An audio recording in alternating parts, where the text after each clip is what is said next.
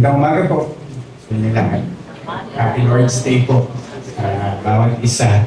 And tayo po ngayon ay muling makakarinig ng salita ng Diyos mula kay Reverend Mark Shen. Ito po yung ating series sa Book of Ecclesiastes, and this is the last sermon in the book of last sermon series natin, last sermon natin sa series na meron tayo sa librong ito. This was preached in the First Evangelical Reformed Church in Singapore, and ito po ay na-preached originally in first noong 2021. And as we start, let me ask you the question, what's the purpose of living?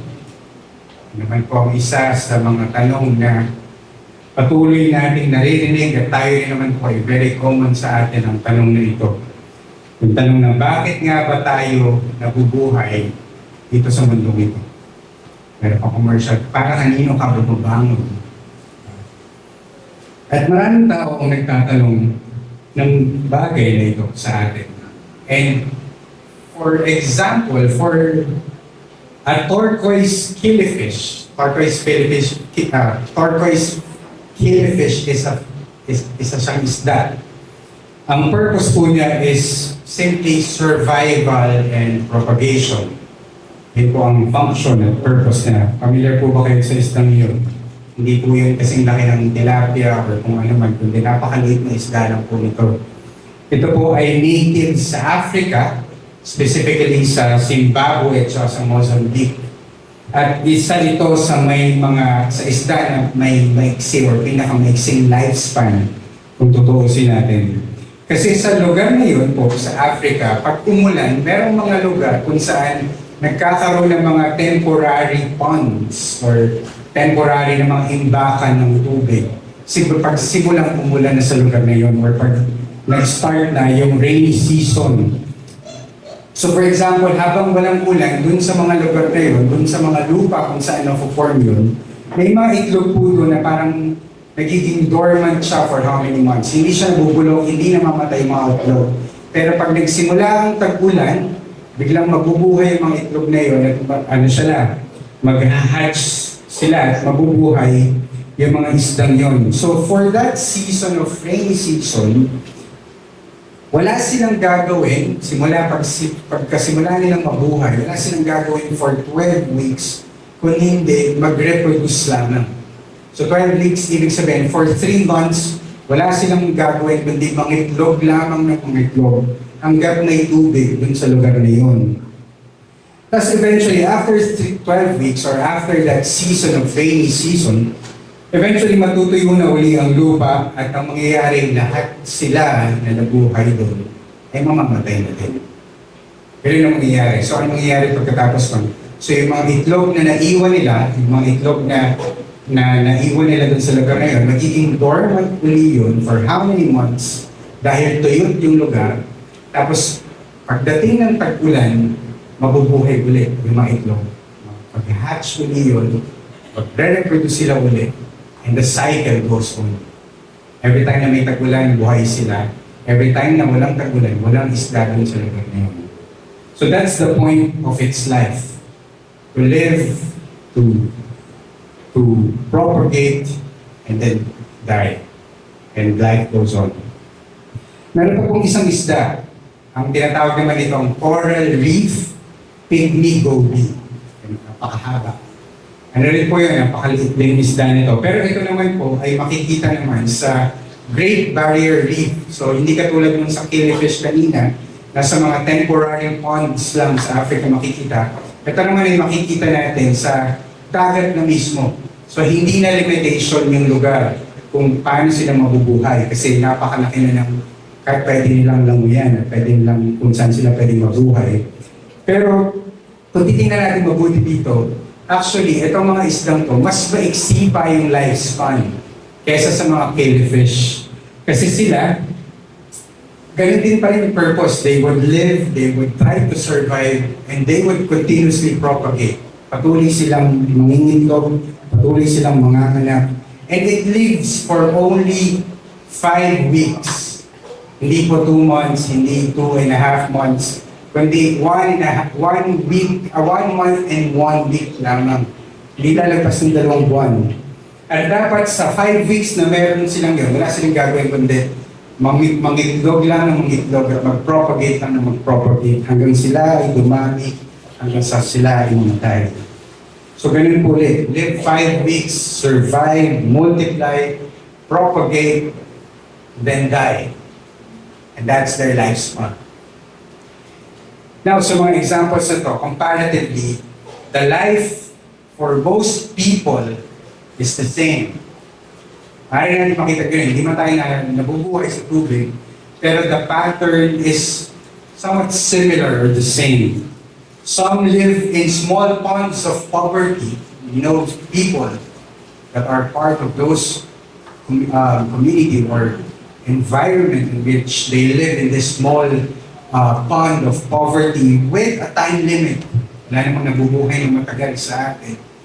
At alam natin, lahat naman tayo namamatay. And others live in this big oceans of wealth. But still, the common aspect is still, they have a time limit in their lives. Whether nandun ka sa maliit na buhay na hirap, at nandun sa buhay na sagana, lahat ng tao ay may time limit sa mundo ito. We're all trying to survive and thrive, but always facing the reality of death. Always facing the reality of these unexpected trials in our lives. That's why, we could ask us, so what's the point of life kung gano'n na lang kabilis dumaan yung buhay sa atin? Ano yung point ng buhay kung alam naman natin na mamamatay din naman tayo sa huli? Is it really just to survive and thrive in this life? For here, Solomon has been addressing this question in the book of Ecclesiastes. At paulit-ulit namin nakikita yung consistency nung theme patungkol dito sa buhay. That his theme is this, that life in this world is messy. Life in this world is vain. That there is no guarantee in this life. And then eventually, no matter what happens, we will all die. But the question is, do you believe in Solomon's word? Do you believe in what Solomon is teaching us here in the book of Ecclesiastes? Are you now convinced with everything that we have been learning for the past few sermons, for the past few Lord's Day that we are dealing with this topic? Or do you still bank your hope in the possibility of a great experience in this life? Or you find certain ultimate worth by gaining something? Napakiramdam natin, ang pinaka-purpose natin sa buhay ay pag may nakamit na tayo na something para sa atin. Whether it be position, power, or material possessions, doon natin kaya sabihin na this is the worth of life. O marahil tanong natin sa buhay, basta ang tingin natin is kanya-kanya na lang tayo ng diskarte sa buhay na meron tayo. I don't care kung ano man ang pinaka-purpose ng buhay, basta diskarte ko, yun ang masusunod. Yun yung importante. Kung ano man ang pananaw nila sa buhay, I don't care. Or minsan, baka naman nasa posisyon tayo na demanding tayo sa ating Diyos na dapat niya tayo palaging i-bless sa kaparaanan at sa standards na meron tayo according to our terms. And that's how we view life. That's why as we come to the end, it's time to evaluate the words of the preacher. Sabi nga sa Ecclesiastes 1 verse 2, the Solomon's thesis was vanity of vanities, says the preacher. Vanity of vanities, that all in this world is vanity. And assuming it was true, he asked a follow-up question in verse 3. What does a man gain by all the toil at which he toils under the sun? Ano nga ba ang pakinabang natin sa lahat ng pinagpapagura natin dito sa mundo ito? Sa araw-araw na meron tayo, sa lahat ng pinag-exerta natin ng effort, ng hirap, ng lakas na meron tayo sa araw-araw. Ano nga ba ang pakinabang ng lahat ng ito? And we see his answer and conclusion in the chapter that we have read, chapter 12. And that's the title of our sermon, in which it is titled, Revere God and Keep His Commandments. And sa sermon po natin ito, meron tayong tatlong appeal na makikita galing sa preacher. The first appeal is this: trust me, I'm credible. Ito ang sabi. The second appeal is accept the hard truths, for they are good. And the last appeal is that fear and obey God, for He is the judge. And before we proceed, I encourage everyone to go down, bow down our heads, and go before the Lord in prayer. We come before you, O God, to praise you and to acknowledge your glory, your holiness, and your majesty in the midst of us. We are here to hear your word. So we ask and pray that may you speak to us right now. May your word bring food to our soul. So may you give life in us, Panginoon. May you work in us in such a way that we will accept the truth that is coming from your word. And may we acknowledge, O God, that we are not worthy to receive anything from you. Yet we are here. By your grace, O God, we are being fed by your word. So may you open our hearts, enlighten our minds, and allow us to see the beauty and the glory and majesty of your name. And this we pray in Jesus' name. Amen. Amen. So ating first point po, the first appeal that we have is this. Ang sabi ng preacher, trust me, for I'm credible. So at this point, dito sa nabasa natin, sa point na ng chapter 12, makikita natin na nakapag-preach na po ang ating preacher for 11 chapters, and we have gone through each and every verses and each and every topics that we could learn from those chapters. And we have walked through each of his teachings, and most of them, if we could acknowledge and observe, most of them are dark in a sense. Medyo mabigat yung mga natututunan natin at yung nare-realize natin sa bawat chapter and bawat portion ng pag-aaral natin sa Book of Ecclesiastes. For it shows the reality of life in this fallen world. And the question is, should we believe it? Should we believe what we have read? Should we believe what we have heard from the scriptures? Should we believe and trust what the preacher have said to us, or have taught us in the book of Ecclesiastes? And the answer is definitely yes. Because the one who gave them, the preacher, King Solomon, was wise. He is wise. In verse 9 it says, besides being wise, the preacher also taught the people knowledge, weighing and studying and arranging many proverbs with great care. Then, bago pa naman tayo mag-proceed sa buong verse, i-highlight muna natin yung first part nun about him saying that besides being wise, or him highlighting himself as wise. Dahil alam natin sa 1 Kings 4, it says that God gave him wisdom as vast as the sand on the seashore. Ibig sabihin, wala nang mas tatalino pa sa kanya sa panahon na yun. At marahil, even sa panahon ngayon, wala nang mas tatalino pa sa kanya. He had more wisdom than all the learnings in Egypt. At alam natin yun. Pero ang tanong is, bakit pa ba kailangan na banggitin pa niya yun sa verse 9? Kasi, kung titignan natin, hindi ba parang nakakahiya naman pag sobrang talino mo na, pero parang magbubuhat ka pa ng sarili mong bangko para banggitin o sabihin na ikaw ay isang taong matalino or wise. To call himself wise would seem to be a bit of boastful or a bit of unspiritual. But here, dito sa nakita natin sa verse, the reason is understandable in a context of the gravity or the weight of everything that he's been saying or sharing or teaching in the book of Ecclesiastes. Kasi lahat ng mga tinuturo niya ay medyo concerning o medyo mabigat kung babasahin natin talaga ng ng paunti-unti at dahan-dahan.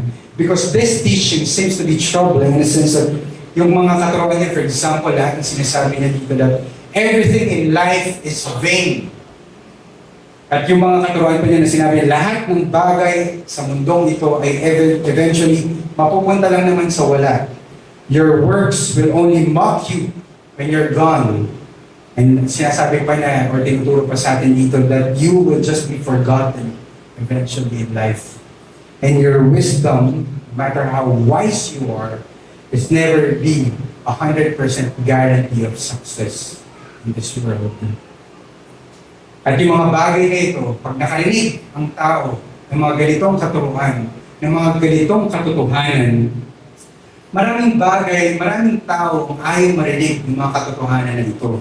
Because hearing these words, pwede natin sabihin na, masyado namang negative yan, masyado namang depressing yung mga sinasabi mo. Hindi pa pwedeng positive na lang tayo.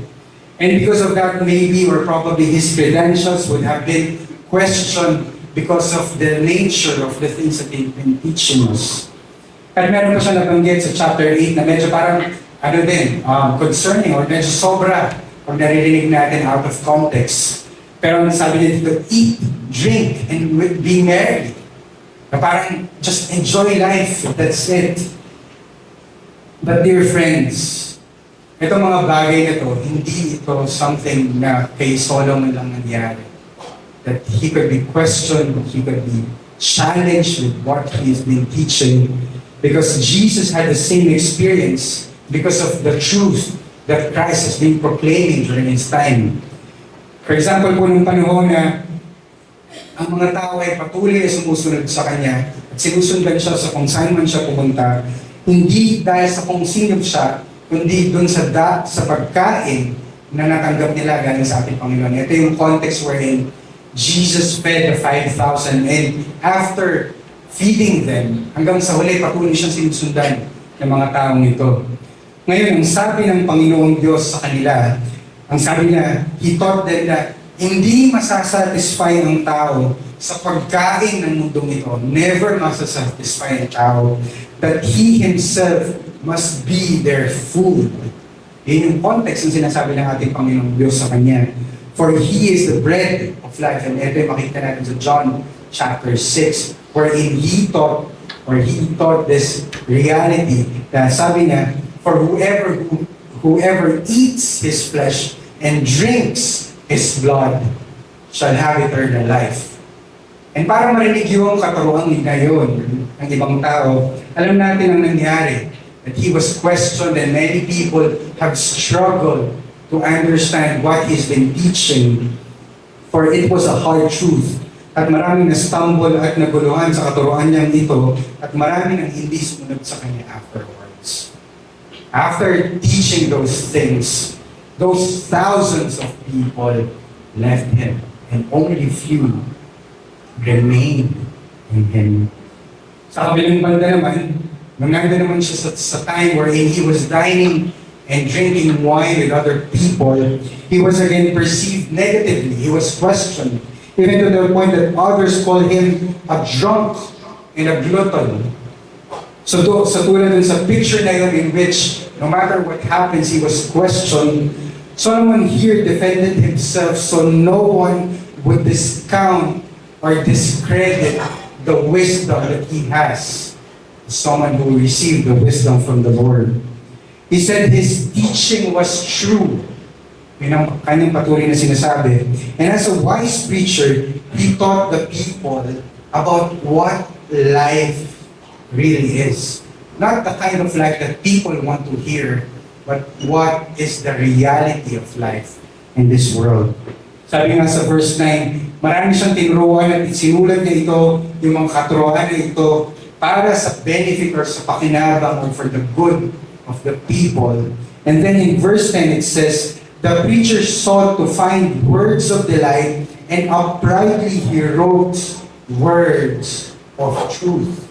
So yung manner, ina-explain niya dito kung paano niya isinulat yung mga katurang ito. In other words, he taught with right words and he worked hard to find the right words to express the truth about his teaching, about his life. At sa buong Ecclesiastes, makikita natin kung paano niya nailatag ang buong katotohanan ng buhay with the right and proper words, very clear, very concise. Hindi mo na kailangang i-decipher kung ano ba talaga ang pinaka-ibig sabihin dahil alam natin na very straightforward, na patuloy lang niya sinasabi kung ano nga ba ang katotohanan ng buhay. It is full of wisdom and also provocative. Ibig sabihin, pag nabasa mo ito, pag binasa natin ito, patuloy tayo mag-challenge, patuloy tayo mapapaisip patungkol sa kung ano man ang tinutulong sa atin. Mga teachings niya na yung reality na sobrang hirap ng buhay, tapos eventually, mamamatay din tayo. At yung mga katuruan ng marami kang makukuhang yaman. Pwede ka makakuha ng maraming yaman dito sa mundo. You could gain a lot of possession, a lot of material possession and wealth. But then the reality is this, iiwan mo rin naman to sa ibang tao pag ikaw ay nawala na o pumanaw na. Na kahit anong gawin mo sa buhay na ito, hindi mo rin naman ma-maximize lahat ng possession na meron ka. And other people would enjoy what we have worked hard. Yung mga katuruan na kung sino pa yung mabuti, sila pa minsan ang tila nalulugi sa buhay. Kung sino pa yung sumusubok ng tumayo sa tama, sila pa yung hindi nakakaranas ng success sa mundong ito. Tapos kung sino man yung masama, kung sino man yung mga hindi gumagawa ng tama, parang sila pa ang panalo lagi sa buhay. Parang sila pa yung nakalalamang. Parang sila pa yung nasa komportableng sitwasyon sa buhay nila in which we have learned that and we have heard that. And those are some of the hard truths that we have heard, perfectly taught and worded by the preacher. For example, tulad ng isang saying or proverb na, ang proverb na to sa English, a bird in the hand is worth two in a bush. Familiar po ba kayo sa saying na yun?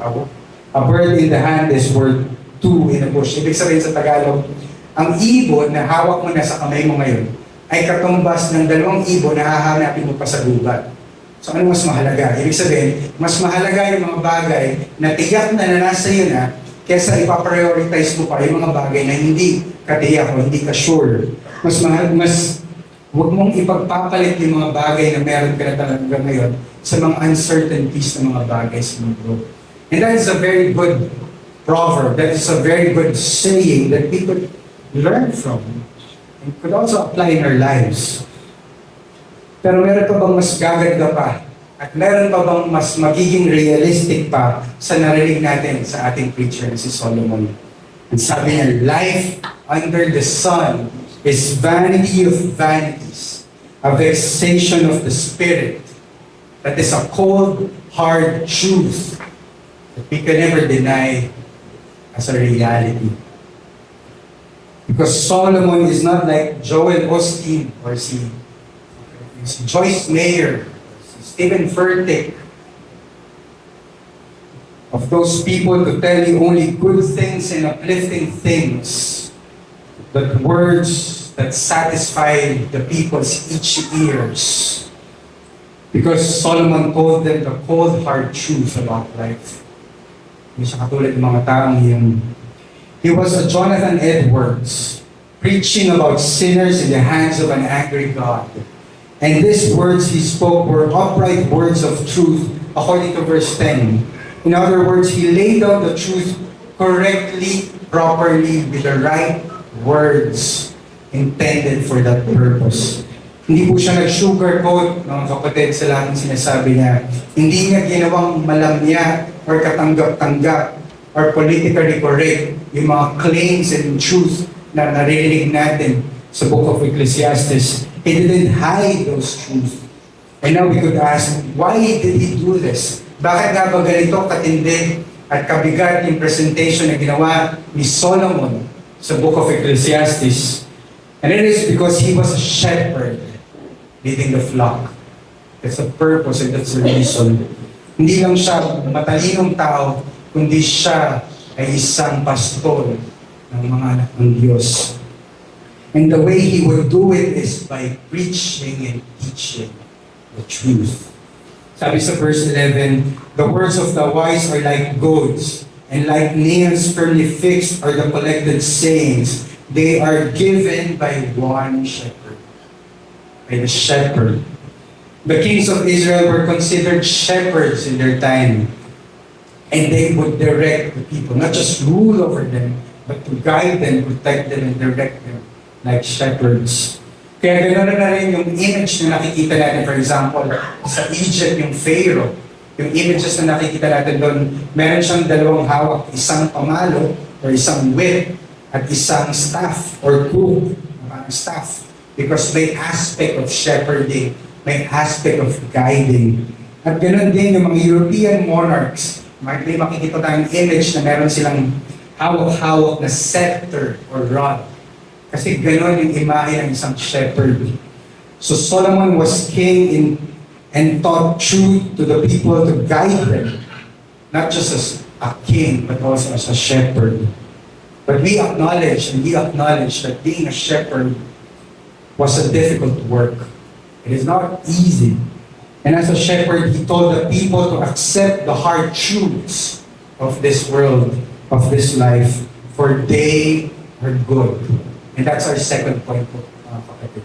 Na yung katuruan ng ating preacher ay patungkol sa mga bagay, yes, mabigat, pero ito'y para sa ating pakinabang, para sa ating ikabubuti.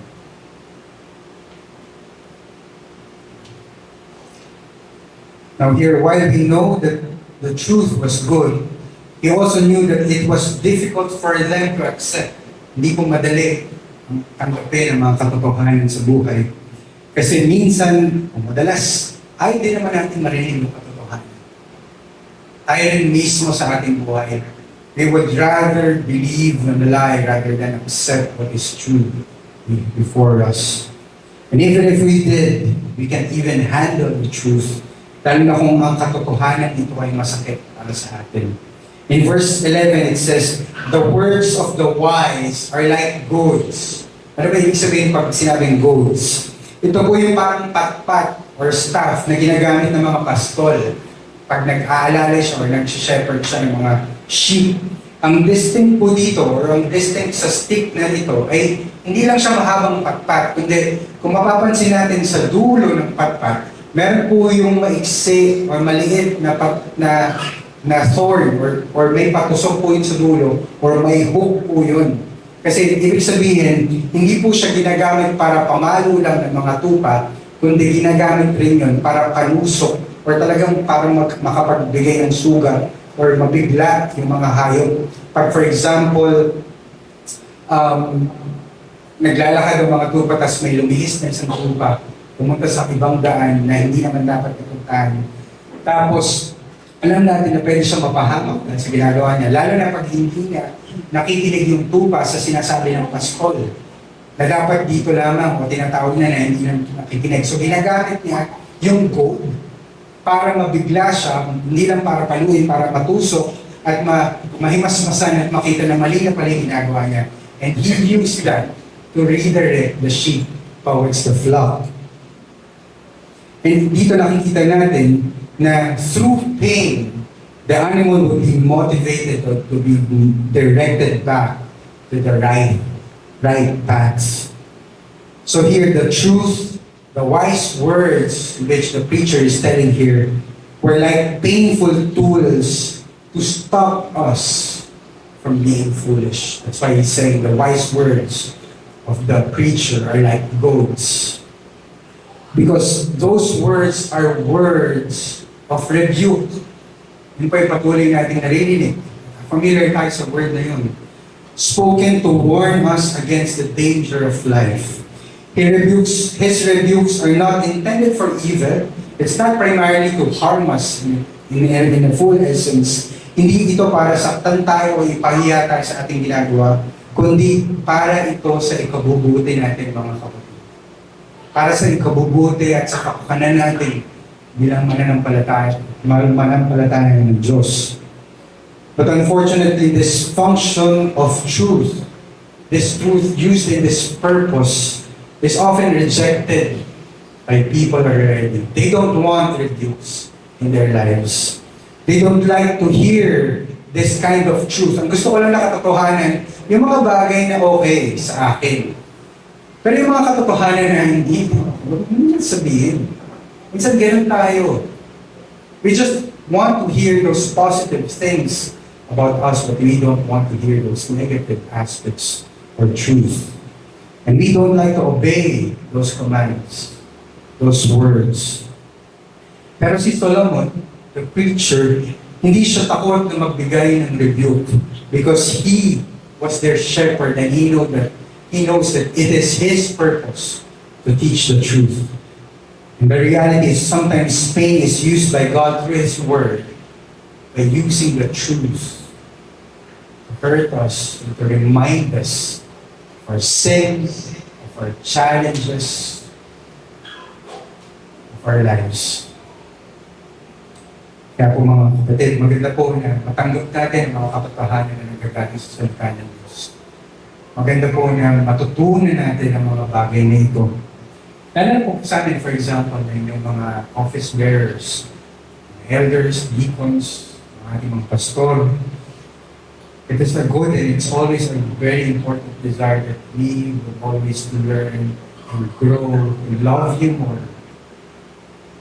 Hindi man po namin nagagawa lahat ito perfectly, but we desire to continuously know the truth and learn how to bring the truth to you so that it would not destroy you and you are being tested in this life.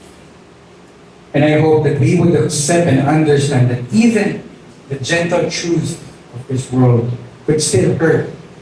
Even the gentle truth could still rebuke us if we would live in sin and in disobedience with God.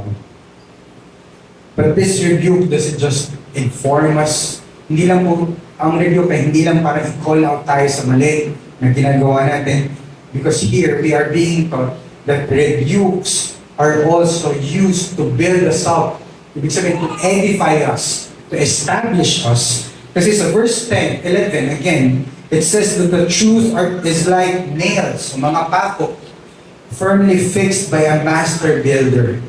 You need nails to hold the structure together. So truth holds your life together. The truth of this word. For example, tayo ay tinuturuan ng ating mga pastor at ating mga elders patungkol sa katotohanan. At marami ng iba dito ay masakit. Lalo na pag pinagsasabihin tayo sa mga bagay, sa mga desisyon natin sa buhay. Especially when dealing with sin. But these truths build the people up to face the harsh realities of life under the sun. Sabi sa chapter 11, mas mabuti pang matutunan natin dito na mas maaga habang tayo ay bata pa. Otherwise, we may be bitter older people who can stomach or who can accept the realities of this life. Solomon's counsel is both rebuke and truth to build us up, to live life realistically, but also hopefully in this world. And if we understand then, we are spared from doubt and the bitterness of life.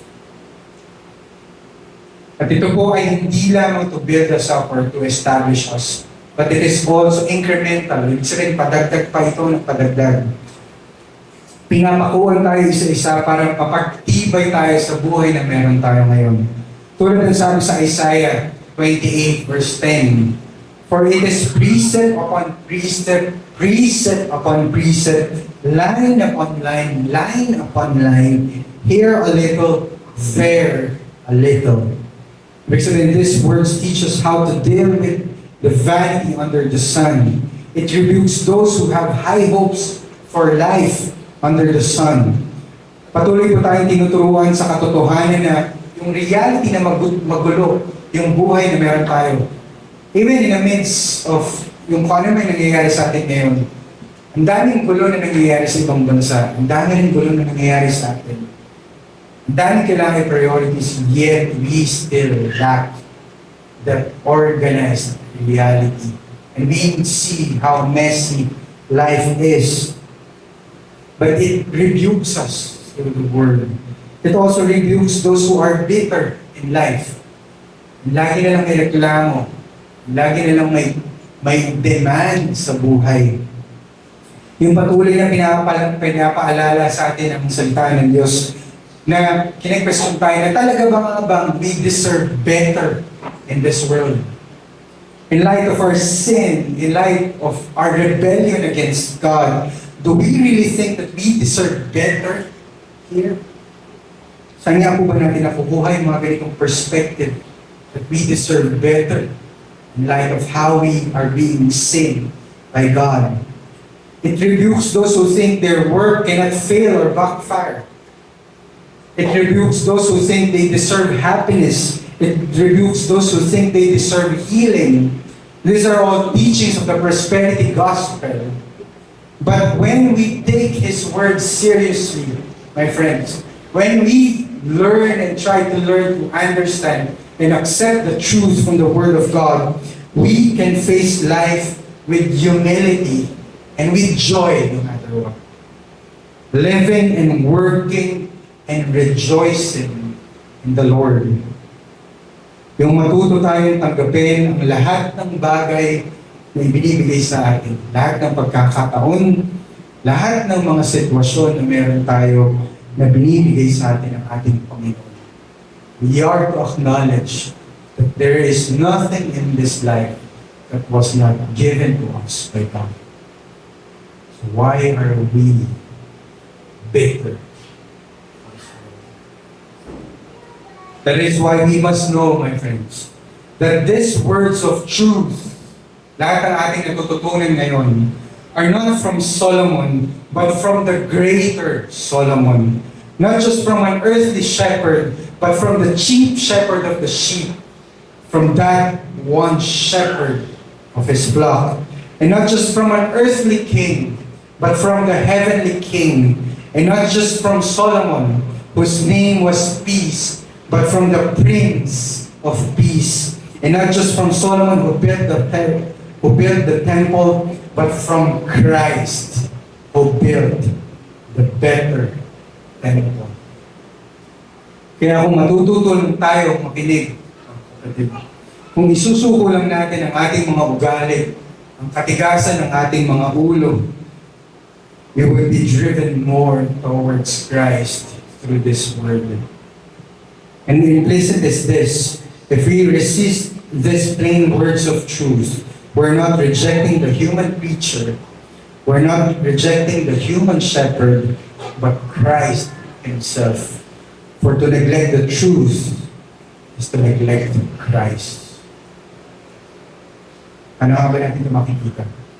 For example, our shepherd tells us to worship God and not to neglect the Lord's Day.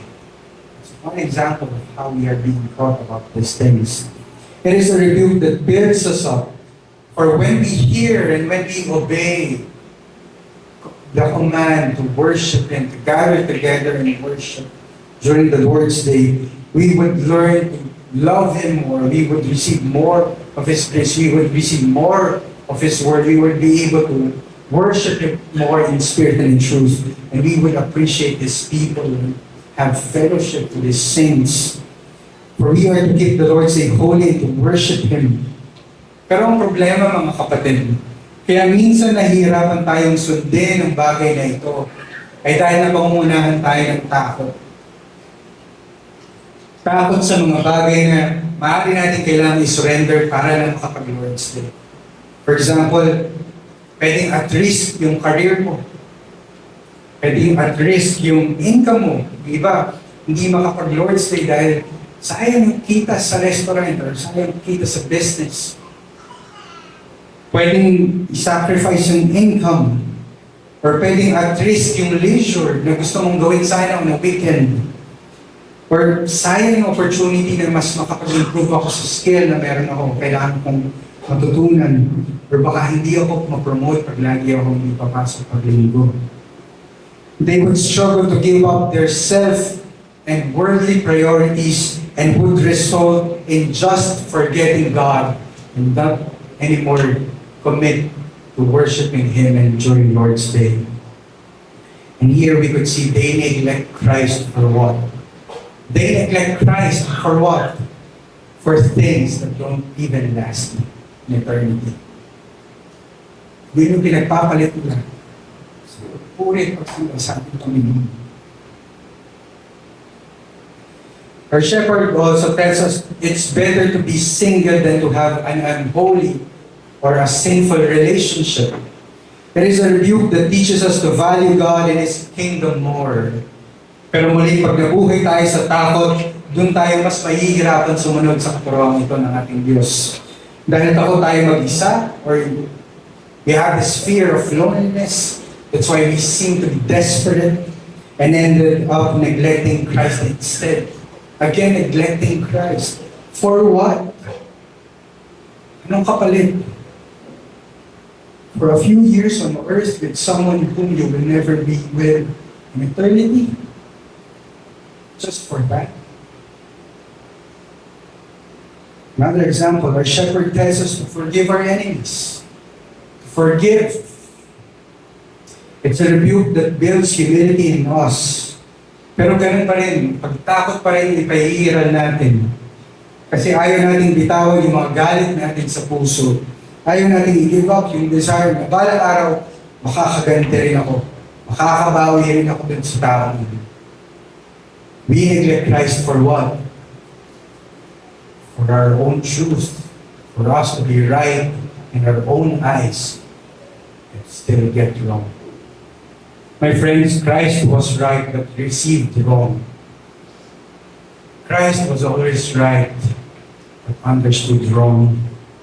When Christ is our chief shepherd, when we hear Him, His truth wean us from this world and give us hope in heaven. And while we remain under the sun, we serve Christ, the great shepherd of the sheep. And that is His last appeal, mga kapatid. We are to serve Him. We are to fear and obey God, for He is not just a shepherd, but He is also a judge in His time. Bakit nga ba niya tinuro ang mga bagay nito sa libro ng Ecclesiastes? It is here Solomon preached us this truth to tell our purpose here under the sun. At nabasa natin yun sa verse 13. The end of the matter, all has been heard. Fear God and keep His commandments, for this is the whole duty of man. That's the very purpose. Ito ang pinakasagot sa mga tanong na meron tayo. Ano nga ba ang pakinabang ng lahat ng pinaghihirapan natin dito sa mundo? What's the point of our lives? Is it like the fish that we are just to survive one day at a time, propagate and live and die? Ano ba, mabubuhay lang tayo para may kainin tayo, para buhay tayo bukas? Just to go on and survive every day? No. It is to worship God. It is to fear Him and keep His commandments, to glorify God and enjoy Him forever. That He is your only comfort in life and in death. That you would be heartily willing and ready to live for Him. Kaya mga kapatid, hindi lang po mahirap ang buhay, kundi magulo ito. Mahirap. So either you choose your own life or you obey God. Either you choose to live it the way you want. Go walk to the broad path towards destruction. Go, if you want, marry an unbeliever, have a sinful relationship. If you want, go and build a wealth like the rich fool. Neglect the worship of God during Lord's Day. Chase after results without certainty. To chase and satisfy the flesh and the temporal things of this world. Where you can choose to fear God. We choose. We are to choose. For God is a fearsome God, mga kapatid. Baka natitake for granted natin yung katotohanan ito. Nung dumating ang mga Israelites sa Mount Sinai, sa Book of Exodus, sinabihan sila na hindi nila pwedeng hawakan ang bundok na yun, yung Mount Sinai. Kailangan nilang mag-fast, kailangan nilang manalangin, kailangan nilang ihanda ng matindi ang kanilang mga sarili, maligo kahit ilang beses just to make sure na walang dumi sa kanilang mga katawan bago pa man sila makalapit sa ating Diyos. At gano'n na lang kabanal ang lugar na yun na ito ay talagang halos binakuran pa at kung sino man ang humawak dito o kung sino mang hayop o kung ano mang hayop ang umapak sa lupa nito ay siguradong mamamatay dahil gano'n kabanal ang ating Diyos na buhay. He is a holy God and He is a fearful God, fearsome God. At sino mang tao ay dapat naman talaga magkaroon ng matinding takot sa Diyos. Imagine coming before the Lord in sin and yet still not afraid of Him. And still not seeing His holiness and still taking it for granted. And when God finally met with the people, the Israelites during that time, He did so with thunder, with lightning, and with fire. And His voice was so loud and fearsome that the people covered their ears and shrieked with fear. Takot na takot sila nung narinig nila ang salita ng Diyos. They were trembled also because they heard the commandments of God and they knew that they were guilty of sin. At sa hindi na kanilang mga takot, pinag-usapan nila si Moses na siya na lang ang lumapit at kumausap sa ating Diyos on their behalf. And we know that yun ang ginawa ni Moses. Siya ang tumayo para sa kanila. Yes, he was terrified and trembling. We could read it in Hebrews 12. But there's a difference that we could notice here. What's the difference with Moses is that he knew his God.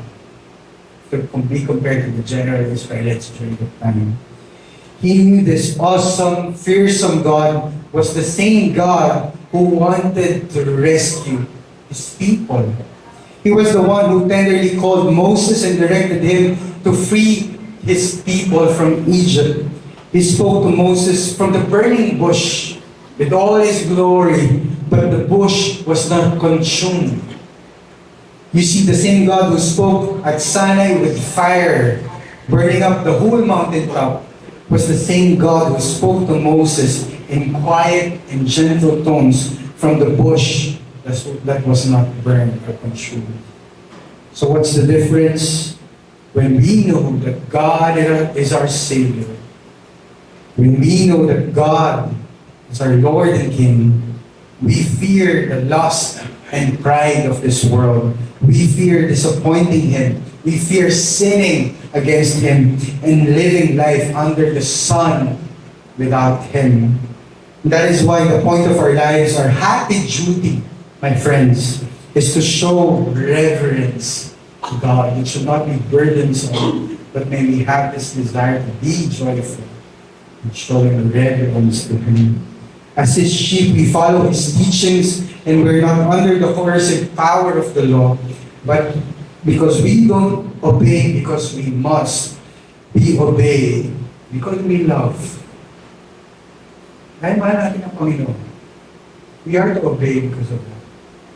Ang ating Diyos, ang may likha at may-ari ng lahat, wala siyang pinagkakautangan kahit kanino man. If He has delivered Christ for us all, how shall He also, along with Him, not give us all things? We've heard that.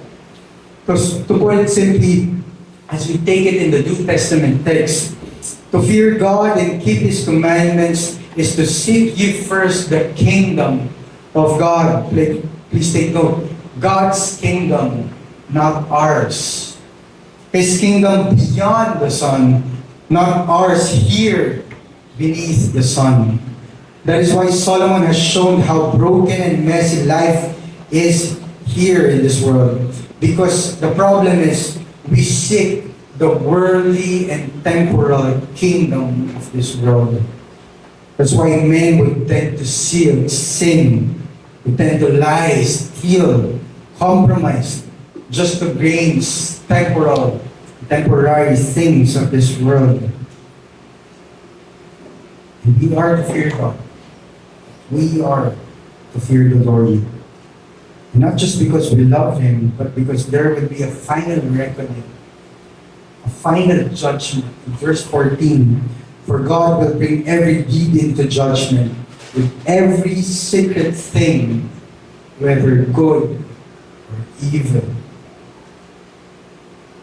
Now to those who don't have Christ as their shepherd, those who are not believers in Him, those who don't still trust in Him. This is a very terrifying thing to realize. Every word will be judged. Every secret thing, whether good or bad, everything will be exposed. Sa lahat ng salitang lumabas sa ating mga bibig, sa lahat ng ating mga ginawa, sa buhay na meron tayo, lahat ng ito ay mabubunyag at ibubunyag sa liwanag ng paghuhukom ng ating Panginoon Diyos. And that is a fearful thing. Pag nilakad na yun, wala nang kahit na sino man ang pwede pang mag-abogado sa atin.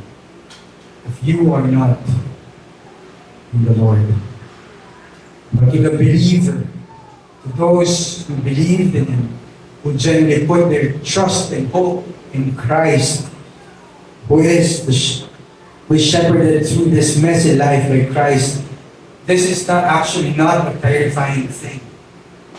Hindi po ito ganun kabigat kung tingnan natin. Why?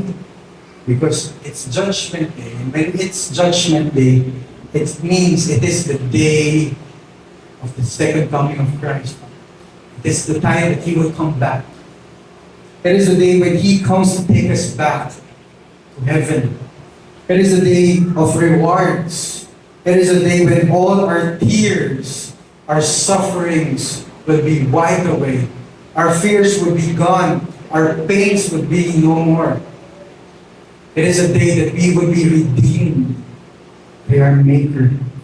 It is when we will all be taken from this life under the sun to life beyond the sun, where only the light of Christ shines. And that's it. And so, dearly beloved, the words of this book are life to us. You may have been rebuked by the Word of God, but if you receive them as wise words, you will be strengthened in your life here. The just shall live by faith. And you will fear the shepherd who gave these words and keep His commandments, longing to be with Him in His kingdom. And as we come to the end of this book series, ang tanong is, paano nga ba natin patuloy na ma-apply ang katotohanan ito? Paano nga ba natin, bago matapos ito, paano natin may ensure na hindi natin malilimutan at patuloy natin maisa sa buhay ang mga katotohanan ito? Ngayon, sigurado po akong sa buong study series natin sa Book of Ecclesiastes, marami tayong nare-realize sa sarili natin. Marami tayong nare-realize sa buhay natin. Possibly certain sin, certain perspectives, certain idolatries of your heart that you have realized. Maraming mga maling o pansariling perspective sa buhay. Certain resentments or bitterness in this world. Feelings of dissatisfaction of what's going on. Feelings of frustrations. O mga bagay na pwede natin maranasan. Ito yung mga bagay na pwede natin maranasan habang tayo ay patuloy na lumalaban sa buhay na meron tayo ngayon. At sa mga natutunan natin, walang kayang maibigay ang mundong ito. At sa natutunan natin, mga kapatid, kung titignan natin mabuti, walang kayang ibigay ang mundong ito para masolusyonan ang lahat ng problema natin sa buhay. Kahit na sobrang daming pera at ari-arian pa yan na meron ka, hindi pa rin ito guarantee na magiging okay ang lahat sa buhay mo. Hindi pa rin guarantee na porket mayaman ka at komportable ka na sa buhay mo, hindi ito guarantee na magiging okay lahat ng relationship na meron ka. Kahit gano'n katindi yung influence na meron ka.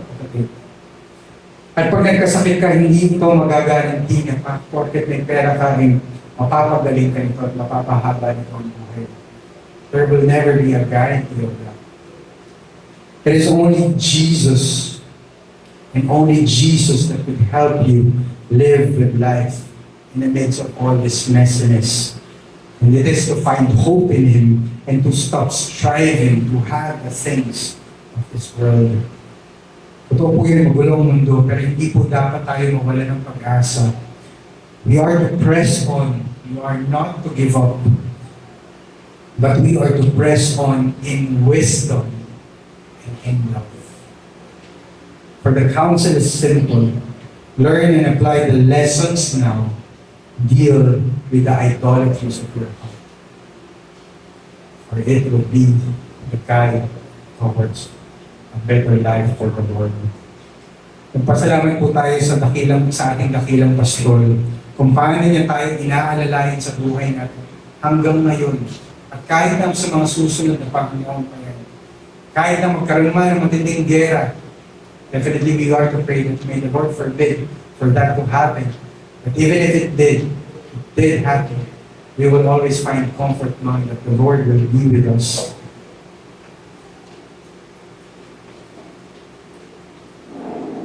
In what ways should we seek the will of the Lord? Sa anong kaparangalan tayo dapat sumunod sa ating Panginoon? Maraming may mga bagay na pinapagawa sa inyo ang ating Panginoong Diyos. Something God-honoring. Something that is more significant in your life right now. That's something that is not just about building up treasures in ourselves in this world, but rather it is something that about serving Him, to give others the Word of God, to be shepherds in the service of God, whether it be as a full-time minister, or any form of ministry, for us to labor and show that there is hope in Christ alone. And now, for those who have stayed away from the church, life is messy and we're all going to die anyway. So what is life apart from God's people, apart from worshiping Him and in a congregated worship? For those who have stayed from God in pursuit of this temporal life, of your own aspirations and ambition, what is life apart from the will of God? Kaya po bago po tayo manalangin mga kapatid, hayaan niyo pong maidagdag ko dito as part of our meditation for this message. I was reminded by the words of Christ in Matthew 16, verse 24 to 27. Then Jesus told His disciples, "If anyone would come after me, let him deny himself and take up his cross and follow me. For whoever saves his life will lose it.